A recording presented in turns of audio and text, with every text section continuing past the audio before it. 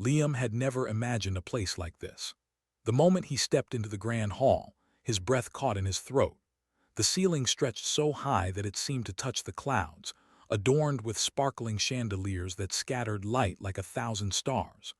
Golden walls reflected the brilliance, and every inch of the hall was carved with intricate patterns and symbols that told stories of ancient heroes and great battles.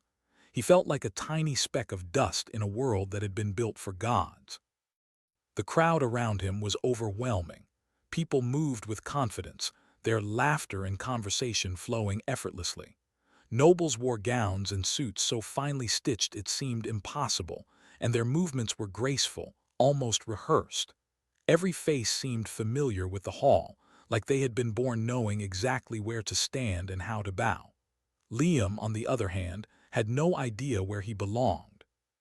He shifted from foot to foot, nervously adjusting the straps of his simple bag, wishing for invisibility. He tried to follow the protocol he had seen in stories and movies, but it all seemed pointless here. A servant's polite glance sent him a signal that he was in the wrong place. Every row of chairs appeared reserved. Every empty space seemed forbidden. Liam's stomach twisted into knots as he realized that, in this hall full of legends and rulers, he was nothing more than an outsider. The whispers of the court felt like sharp needles, even though no one had spoken directly to him yet. He wandered along the sides, searching for a spot to settle, but each step brought new challenges. One table was filled with dignitaries laughing over a toast, their eyes briefly glancing at him with curiosity, then quickly returning to their conversation. Another area had rows of chairs marked with names he could not even pronounce. Liam's heart sank. He was supposed to be a guest of honor, yet he felt completely invisible, a human from a distant planet who had no idea how to navigate the unspoken rules of royalty. As he walked, he noticed the eyes of a few attendants on him, following his every move. The gaze made him even more self-conscious. He tried to shrink into the shadows, but the grandeur of the hall offered no place to hide. The chandeliers reflected in his wide eyes, and every footstep he took seemed to echo too loudly. He had always dreamed of visiting distant worlds, of exploring alien civilizations, but he had never imagined feeling this small and fragile. Then, just as he paused near a tall, gilded doorway, a sudden hush fell over the hall. Liam turned his head and froze. Every eye was on someone or something he had never expected. A figure rose from the throne at the far end of the room. The Queen. She was nothing like the pictures he had seen in history books or on screens. She moved with a quiet grace, yet her presence seemed to fill the entire hall. Her eyes were sharp, intelligent, and piercing, yet there was warmth in their depths, like the sun shining after a storm. The crowd instinctively bowed, yet Liam felt rooted to the spot, unsure if he should bow, curtsy, or run. The Queen's gaze swept across the hall, and then, unexpectedly, it settled on him. For a moment Liam felt exposed, as if she could see every fear, every doubt, every tiny insecurity he carried from Earth. His heart raced, and a strange mix of fear and awe filled him. Why would she look at him? Among all these people, why choose him? Before he could even think, she began walking toward him. Each step seemed deliberate, as if time itself had slowed. Liam's hands trembled slightly. He had come to this planet to observe, to learn, to experience something beyond imagination, but never did he expect the Queen to acknowledge him, let alone approach him. His legs felt weak, and yet a flicker of hope stirred within him. Maybe, just maybe, this strange journey had something extraordinary in store for him, something that would change not only his day, but perhaps his entire life. Liam's legs felt like jelly as the Queen's eyes held his. He wanted to move, to step aside and disappear, but something inside him froze. Every noble, every attendant, every curious face in the hall seemed to weigh down on him, and yet the Queen's calm gaze felt like a lifeline. He shuffled backward slightly, trying to find a safe corner, but the hall offered no refuge. Each step only drew more attention. The room, once dazzling and full of wonder, now felt like a cage, its walls closing in on him with golden bars of expectation. He tried to steady his breathing, reminding himself that he was just a a simple visitor from a distant world. He had no claim here, no title, no right to be noticed. And yet the queen was walking toward him. His mind raced. Why me? He thought. I'm not important. I don't belong. The whispers of the courtiers around him grew louder in his imagination, though in reality most were silent, unsure of what to make of the stranger who had suddenly captured the queen's attention. Liam glanced at the rows of chairs, hoping to find an empty seat, but every single chair seemed either taken or reserved. His fingers itched to reach for something solid, some anchor in the swirling chaos, yet all he could touch was air. He felt painfully out of place. He had spent years building bridges on Earth, solving problems with precise calculations and hands-on work, but here, none of that mattered. He was small, invisible, almost foolish in his own eyes. A kind-faced attendant approached him. "Sir, perhaps this way," she said softly, gesturing to a cluster of chairs. But as Liam stepped forward, another noble arrived, shaking his head. "Reserved," the man said sharply. Liam's heart sank further. He wanted to protest, to explain that he was invited, yet his words tangled in his throat. The crowd's eyes seemed to pierce him, their expressions a mixture of curiosity and subtle judgment. Each step Liam took felt like an impossible task, a delicate dance he had never learned. His mind flashed to Earth, streets he had walked, friends he had known, a world where he understood the rules. Here he had none. The pressure of being watched, evaluated, and perhaps even judged for his every move made him stumble inwardly. He could feel his confidence slipping, replaced with doubt. Every whispered conversation seemed to mock him, every glance a reminder that he was an outsider. And yet in the midst of this storm of insecurity there was a strange warmth. The queen had not stopped moving toward him. Her presence alone created a space around him, a bubble where fear and doubt seemed to soften. She walked with a quiet purpose, but her eyes were gentle, patient. It was as if she could see everything he could not: his hesitation, his uncertainty, his desire to belong. Liam felt a flicker of courage he hadn't felt in years. Maybe he didn't need to know the rules. Maybe being himself, simply honestly, was enough. He tried again to find a place to sit, scanning the hall for a chair not claimed by centuries of tradition. Yet every step seemed blocked, every attempt met with polite refusal. Frustration bubbled inside him. He felt trapped between fear and hope, wanting to flee yet wanting to stay. His hands clenched at his sides, and he swallowed hard, feeling both the weight of the hall and the weight of expectation pressing down on him. Then the queen stopped. The room seemed to hold its breath. Liam's heart pounded in his chest as she looked at him, not with judgment, not with expectation, but with understanding. In that moment, all the anxiety, all the whispered rules, all the fear of failing melted into a single, unspoken promise that perhaps, just perhaps, he could belong here, even if only for a moment.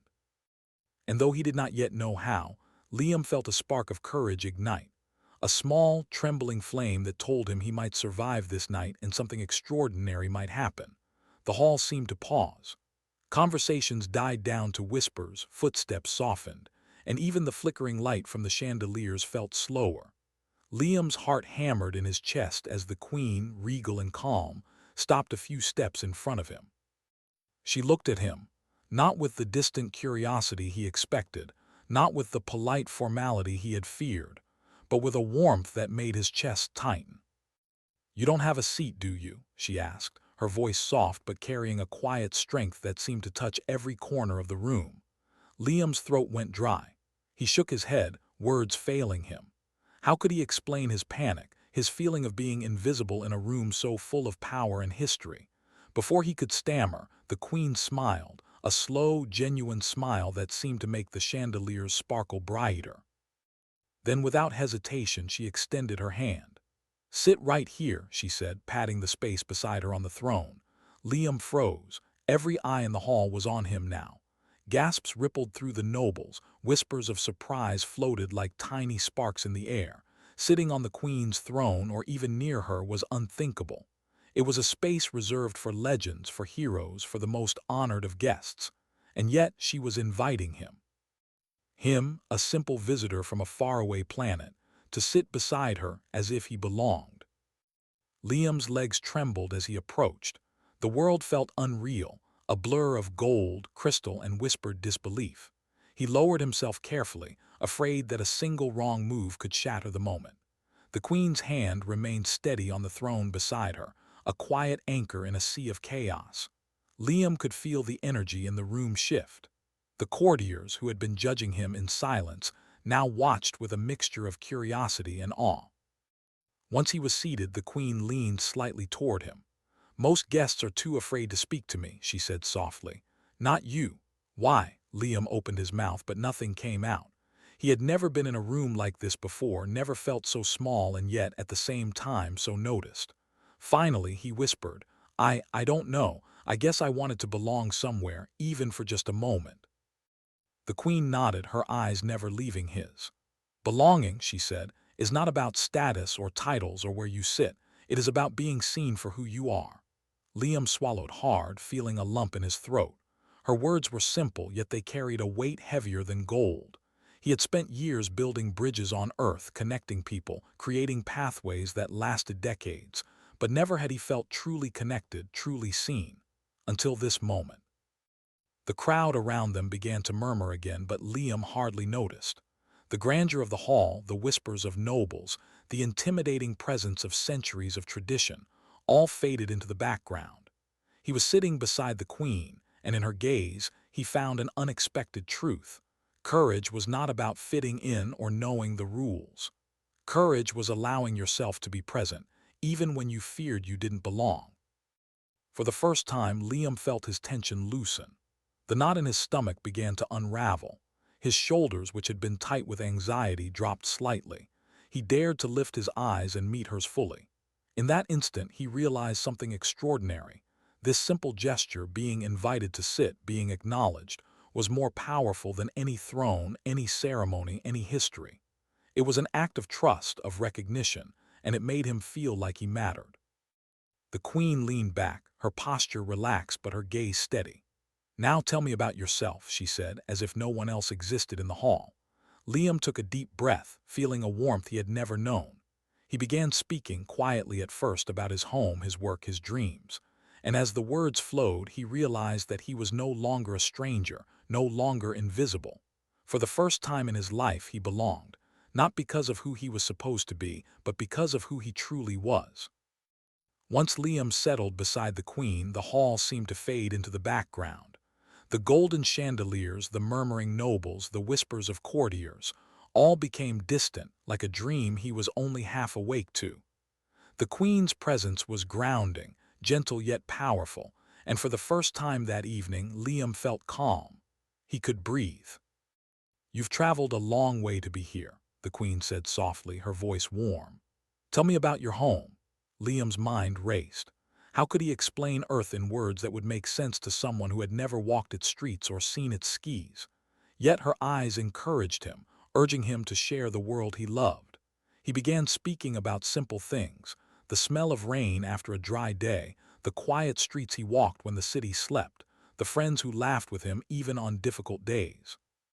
He spoke of bridges he had built, not just of steel and stone, but bridges of connection between people. The queen listened closely, nodding thoughtfully, her fingers resting lightly on the armrest.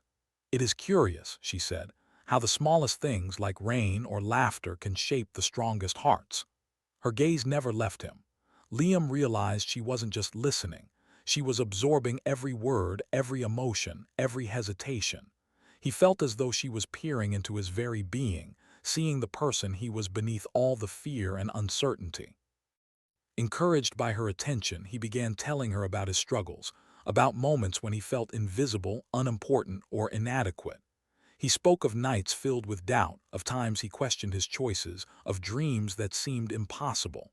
The queen's expression softened, but she did not interrupt. She allowed him to speak, to be vulnerable without judgment. For Liam, that was more powerful than any throne, any ceremony, any accolade. "You have courage," she said finally, her voice gentle but firm. "Not the kind celebrated in stories or etched in statues, but the kind that endures quietly, without applause, the kind that persists even when no one notices." Liam blinked. Her words wrapped around him like a warm blanket, filling spaces he hadn't realized were empty. For years, he had measured himself by achievements, by recognition, by success. But here, beside the Queen, he understood that true courage was simpler, quieter, and far more profound. He found himself asking her questions in return, about her life, her responsibilities, the weight of being a ruler. She spoke freely, sharing moments of loneliness hidden beneath grandeur, the fears that came with making choices that affected thousands, and the joy she found in discovering honesty and courage in unexpected places. Liam realized that despite her power and position, she too carried the burden of vulnerability, though hers had been visible only to those who dared to look closely. As they spoke, Liam noticed subtle details he had never seen before. The way her eyes softened when she smiled, the small crease at the corner of her mouth when she thought deeply, the deliberate calmness of her gestures. These details made her real, human, relatable, not just a figure of history or royalty. And in turn, he felt himself growing bolder, more open, more willing to step out of the shadows of self-doubt. By the time their conversation had been going for several minutes, Liam felt a strange sense of balance settle over him. The fear that had made him tremble in the hall was replaced by a quiet strength. He understood, finally, that this moment, the Queen's recognition, the shared words, the trust, was more valuable than any title or honor. He had come seeking adventure, but he had found connection. And in that connection, he discovered something extraordinary, the power of being seen and accepted exactly as he was. For the first time that night, Liam smiled freely, without worry, without hesitation. And the Queen returned the smile, a small, knowing curve of her lips that told him he was no longer just a guest. He was part of something larger, something meaningful, a story of courage, trust, and the quiet power of human presence in a vast and unfamiliar world. Liam felt a quiet confidence as he continued speaking with the Queen, sharing stories of Earth, his dreams, and even the small, awkward moments of his life. Yet, as he laughed at one of his own clumsy tales, he noticed a shift in the atmosphere. Whispers rippled through the court, sharp and uncertain. Some nobles exchanged looks of surprise and subtle disapproval. Liam felt their gazes like tiny pricks against his skin, each glance a reminder that he did not belong here, not by title, wealth, or status. He glanced at the Queen, fearing that she might notice his discomfort and withdraw her warmth. But she remained calm, almost impervious, her eyes steady on him. In that quiet assurance he found a strange courage. The murmurs of the court mattered little compared to the acknowledgement of someone so powerful and wise. And yet, the weight of the hall pressed down on him. Being seen was beautiful, but being judged was terrifying. A tall noble approached, his expression tight with formality. "Your Majesty," he said, bowing, "are you certain this is appropriate?" His eyes flicked to Liam, filled with a mix of disbelief and disdain. The Queen's lips curved into a small, almost imperceptible smile. She did not hesitate. "Yes," she said firmly. "He is a guest, and sometimes the rules must bend for truth and courage." The noble stiffened, clearly expecting objection from someone else, but the Queen's calm authority left no room for debate. He muttered something under his breath and stepped back, leaving Liam trembling slightly, not with fear but with awe. He could not believe that someone of such power and status would defend him, a simple outsider, so openly. It was a gesture of trust, and it filled him with gratitude he could hardly express. As the evening progressed, the subtle scrutiny of the court continued. Some glances were cold, others curious, but Liam's confidence grew with each passing moment. He realized that courage was not just about facing danger or physical challenges. It was about standing tall when others doubted you, about daring to be yourself when the world seemed to reject you. And in that moment, sitting beside the Queen, he felt a quiet but powerful sense of purpose. The Queen leaned toward him, her voice low and steady. "Do not worry about them," she said.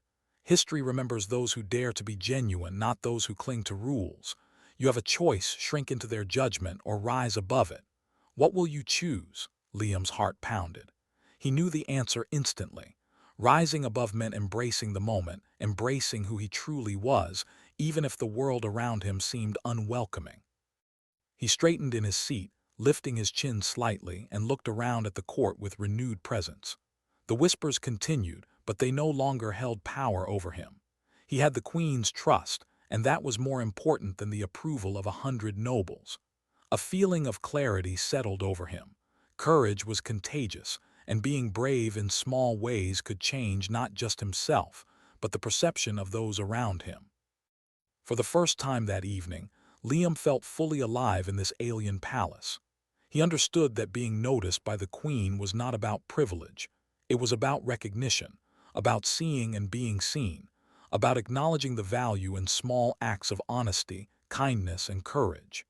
He realized that the fear he had carried from Earth, the insecurities that had followed him for years, had no place here beside her. The murmurs eventually softened, curiosity replacing judgment. The court began to watch Liam not with suspicion but with intrigue, and in that subtle shift he felt a quiet triumph. He had survived the unspoken rules, navigated the judgment of strangers, and had emerged not only unbroken but stronger, more confident, and ready to embrace whatever came next. The hall had grown quieter now, the chatter of the courtiers fading into background hums. Liam felt as if the golden palace had shrunk to just the space between him and the queen. The warmth of her presence, steady and calm, gave him courage he had never known. He realized that this moment, sitting beside someone so wise, so powerful, was not about grandeur or ceremony. It was about connection. "You've shared much of your world," the queen said softly. "But tell me, Liam, what do you dream of?" His heart skipped a beat. Dreams were personal, fragile things, often hidden even from oneself. Yet her gaze encouraged honesty, and he spoke, hesitantly at first, of the bridges he wanted to build, not just of steel, but of understanding between people, planets, and cultures. He spoke of exploration, of discovery, of leaving the world a little better than he found it. The queen listened, never interrupting, yet fully present. Her eyes reflected more than attention, they reflected recognition. Recognition of the weight of his hopes, the fragility of his fears, the sincerity in his words. Liam felt an unfamiliar warmth in his chest. No one had ever truly heard him like this. His life, which had often felt ordinary, even insignificant, now seemed to carry weight, meaning. "I know what it feels like to carry burdens unseen by others," the queen said quietly. "To lead, to guide, to make decisions that affect many, yet to long for understanding, for someone to see the person beneath the role." Liam turned to her, surprised by the vulnerability in her voice. The queen, who had seemed untouchable, was human. She too carried fears, hopes, and loneliness. And here she was, sharing them with him, not as royalty, but as a person reaching across a vast divide to connect. A silence fell between them, comfortable yet profound. Liam realized that this moment, more than any lesson, any grand hall, any tradition, was teaching him something essential.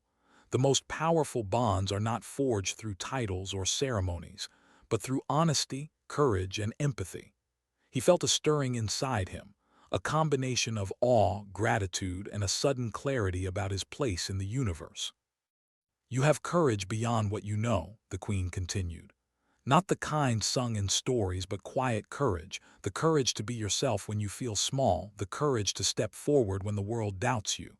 That courage is rare, and it changes everything." Liam swallowed hard. Her words were not just praise, they were revelation, a mirror showing him the strength he had overlooked within himself. He looked around the hall. The nobles and courtiers, once intimidating and aloof, now seemed distant and less important. What mattered was this connection, this recognition, this moment of shared humanity across worlds. He felt gratitude swell inside him, a profound awareness that this evening would stay with him forever. The queen leaned closer, lowering her voice so only he could hear. "Remember, Liam, greatness is not always about achievements or status. Sometimes it is about being seen, truly seen, by those who understand you." Liam nodded, tears threatening his eyes. He realized that all his life he had chased recognition in the wrong places.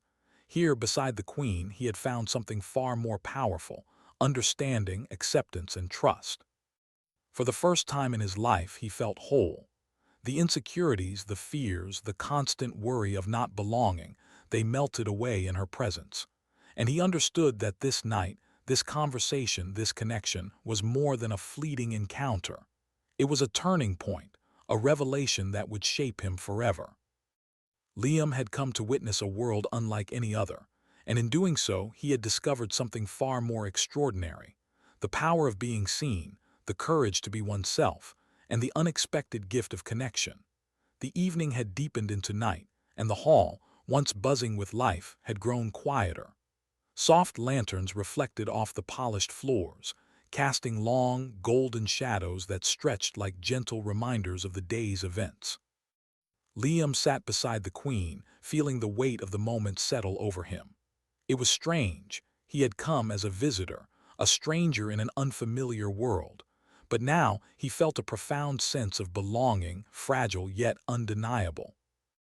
The Queen rose, moving with her usual grace, yet there was a gentleness in her steps, a deliberate care that seemed reserved just for him. Liam felt his chest tighten. He did not want this night to end. He had found more than wonder in the palace. He had found understanding, acceptance, and courage he had never believed he possessed. "You have seen much tonight," the Queen said softly, placing her hand on his shoulder. "And I have seen you. Remember this feeling, Liam. Courage is not the absence of fear, but stepping forward even when the world seems vast and overwhelming. That courage will guide you far more than you know." Liam swallowed hard, nodding. Her words carried weight as if they were a gift wrapped in sunlight. He wanted to speak, to tell her everything, the gratitude, the awe, the disbelief. But the words felt too small for what he felt inside. Instead, he simply looked into her eyes, letting silence convey what language could not. The Queen smiled, understanding his quiet reverence. She gave a subtle nod, a small knowing gesture that made him feel seen in a way no one had ever seen him before. As he stood to leave, the court had already begun to disperse. Nobles moved quietly, some casting curious glances toward him, others still murmuring about the unusual closeness he had shared with their ruler. Liam noticed it but felt only a quiet strength inside. He had faced the gaze of judgment, the weight of tradition, and the pull of insecurity, and yet he had remained himself. That alone, he realized, was a victory. The Queen walked with him to the entrance of the hall. Beyond the ornate doors, the night sky stretched endlessly, stars sparkling like tiny promises. Liam stepped closer to the threshold, feeling the cool breeze brush against his face. He wanted to carry this night forever, to hold onto the courage and connection that had changed him in ways he could not yet fully understand. "Liam," the Queen said, her voice steady but soft, "you may leave this hall, but do not forget what you have learned here tonight. Being seen, being understood, it is rare. Protect it, cherish it, and let it guide every step you take." Her words felt like a light inside him, steady and unwavering, illuminating paths he had never dared to walk before. He bowed deeply, a gesture of respect that came from the heart rather than formality. "Thank you, Your Majesty," he whispered, voice thick with emotion, "for everything." The Queen's smile lingered, warm and reassuring. "Go, Liam. Step into your world with the courage you found here. The universe is waiting for you." As he stepped out into the cool night, Liam felt a transformation he could not fully name. He had arrived uncertain, hesitant, and small. Now he walked forward with confidence, hope, and the knowledge that someone so extraordinary had believed in him, had seen him, and had given him a space to exist without fear. The palace, the grandeur, the ceremony, all of it faded behind him, leaving only the memory of connection and the promise of a future built on courage. Under the alien stars, Liam looked up and smiled. The journey ahead would not be easy, but he was no longer afraid. For he carried with him the quiet power of being seen, the courage to remain himself, and the unforgettable lesson that even in the grandest of worlds, authenticity and heart could carve a place for anyone. That night, Liam knew, he had touched something extraordinary, and that something would never leave him.